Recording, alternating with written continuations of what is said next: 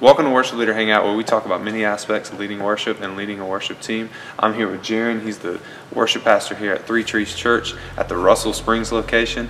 And man, we just got done with a Wednesday night, first Wednesday worship service where we worship, word, and pray. And I mean, we're a little bit exhausted. It's 8:53 at night right now, so bear with us. But we just want to talk about you, how you got started, and what God is doing with you here at 3Trees.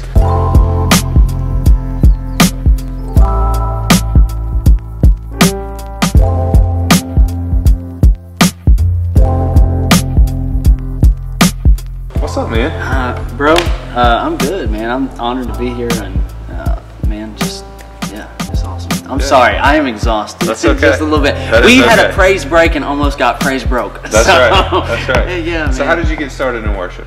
Man, I got started in worship. I grew up in church. My dad's a pastor, and my grandparents, they weren't pastors, but they were at church enough to be pastors. They almost lived there. And so I grew up in a Christian house, and I was really blessed by that, and just glad to have that foundation behind me. So I grew up in church and grew up around music.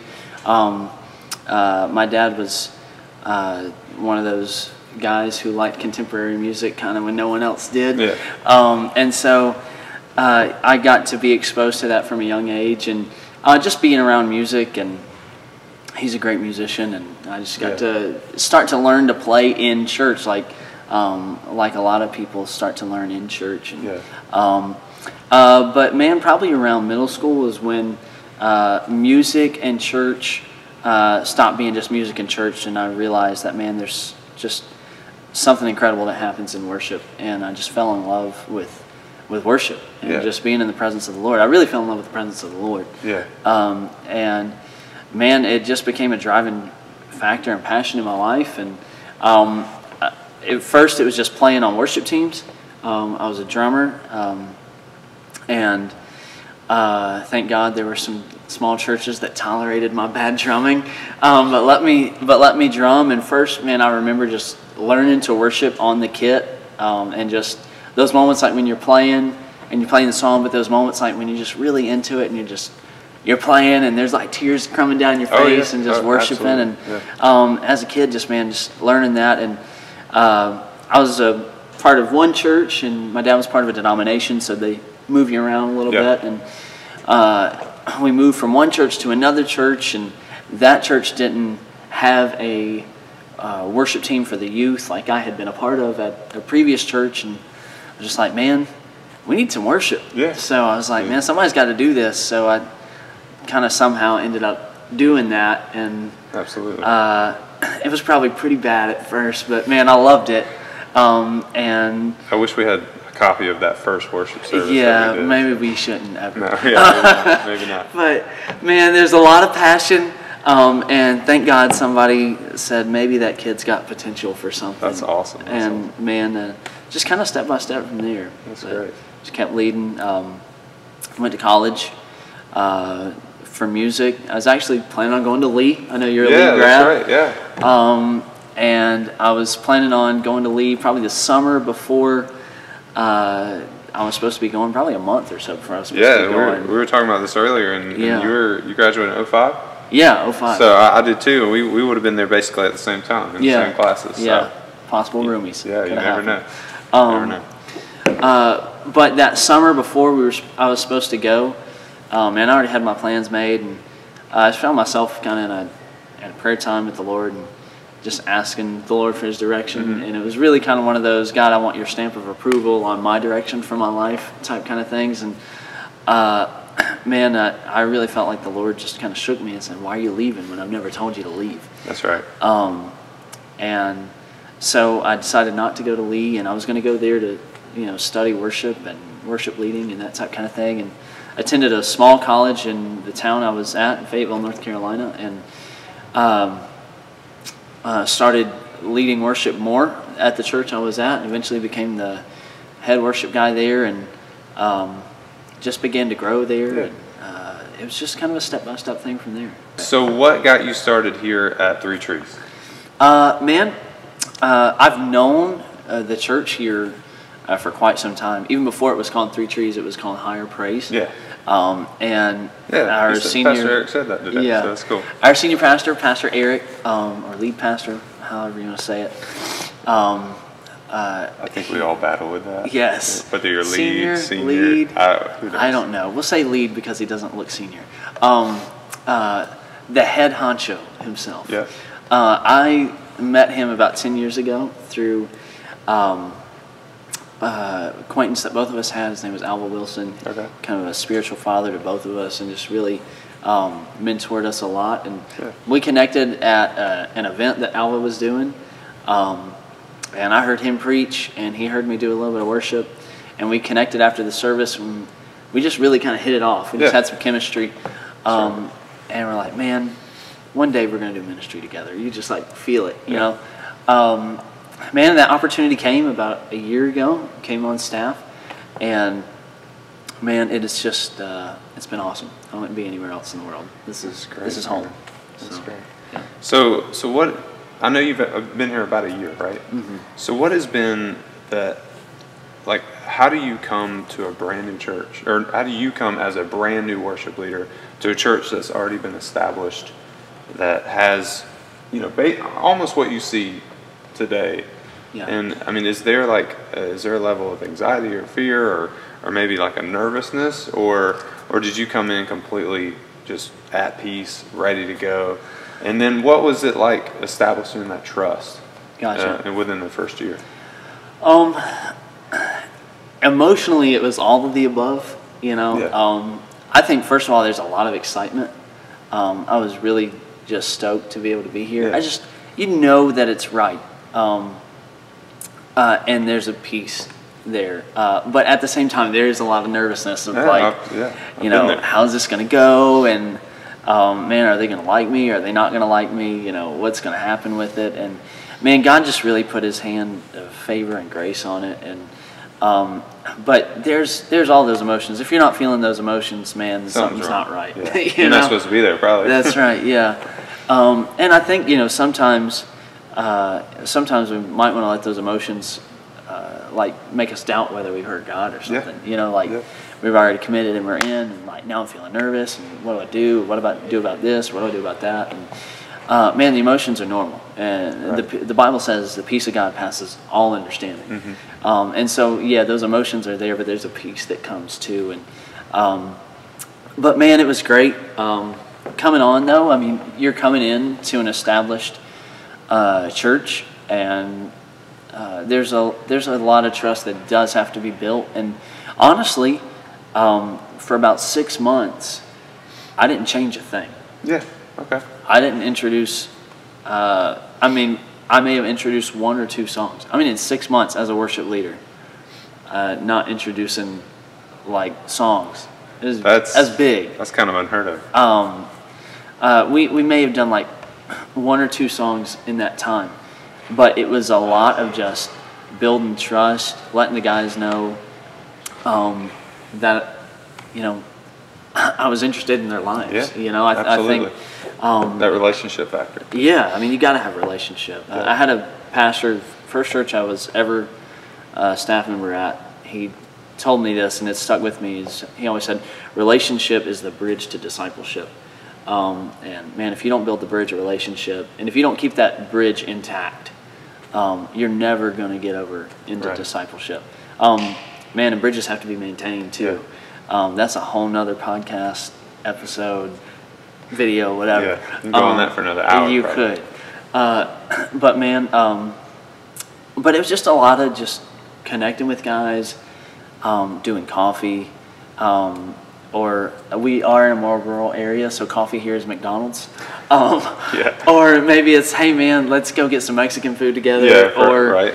I mean, even just stuff of like with my guitar players, like sending each other YouTube videos of you know, Stevie Ray Vaughan, or you know, just stupid stuff. Just having that connection that isn't what you're doing here. Yeah, based outside of stage, man, you gotta have some good connection. Right. And that has really been transformative for the culture here. And even from like where the culture was when we first got here to a year later, looking back, man, God's really used that to allow me to move into that discipleship role. And I haven't pushed for that real hard. It's been building trust, building trust, and not changing a whole lot. My grandpa used to say, "Don't take down a fence until you know why it's there." That's right. And so, I think sometimes when we come into a new place, we can come in really gung ho. Man, we can be filled with vision and just ready to take action. But man, if you don't have people with you, you've got vision, and you're not a leader. You're just a visionary. Yeah. You're if there's nobody following you, you're not a leader. That's right. So man, build some trust. And so that's what we've tried to do, man. And I have not gotten it right all the time. There's been some sticky moments, but man, we just take it step by step, and God's given us grace. What has been like your most challenging, maybe the single most challenging thing about being the worship pastor here in the last year since you've been here? Oh man, that's a good question. I think one of the challenging things has been, and I know we just talked about relationships. Right. I mean, maybe something, maybe even more mechanical. Maybe with arrangements or okay, gotcha. Systems or I don't know. I mean, there's been a few. Okay. I'd say probably one of the things that maybe I've learned here and even myself grown in the past year is probably the way we do our arrangements. Okay. Yeah, talk to me about that, because you were mentioning that when we talked yesterday. Yeah. About how you arrange. So yeah. Yeah. Everybody does we differently, but because we're in Russell Springs, Kentucky, we feel like we're called to reach rural America, southeast Kentucky. And I'm going to say it may be a rural area. Yeah. But, I mean, I know you guys block off the two sections over here, but, dude, this middle section was just about packed. Oh, it was, yeah. And I'm sure you pack the house out on Sundays. Yeah. Today's Wednesday night. So, yeah. And we're getting ready awesome. to expand, and we're trying to make some more room. Man, God's blessing, and we're just really glad. But go ahead with the arrangement. Just the way you do songs in one area may not be the way that fits the culture of the next area. Absolutely. So one of the things that has been something that I've grown in personally, sometimes it's been challenging, is how to take songs that you really got a heart for, how to take a young and free song, and make it work in Russell Springs, Kentucky. All right. So maybe it's not that we have this arpeggiated synth thing, right. but I can bring in a banjo player. You can do the same thing. And he can do the same thing. And now you're on their home turf. Right. And they'll stomp a clap to that. That's right. They'll shout a preacher down after that song.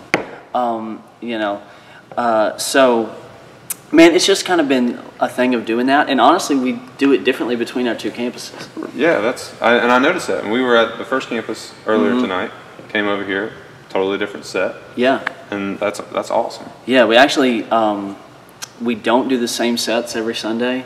Right. At each place. Do you talk about it? Do you talk about, hey, we're doing this? We do communicate. Okay. Like this upcoming Sunday, we've got a kind of a more of a special Sunday going on. We're doing a family Sunday. Okay. So there is some coordination going on some of those songs. The sets aren't going to be the same though, and the arrangements won't be the same.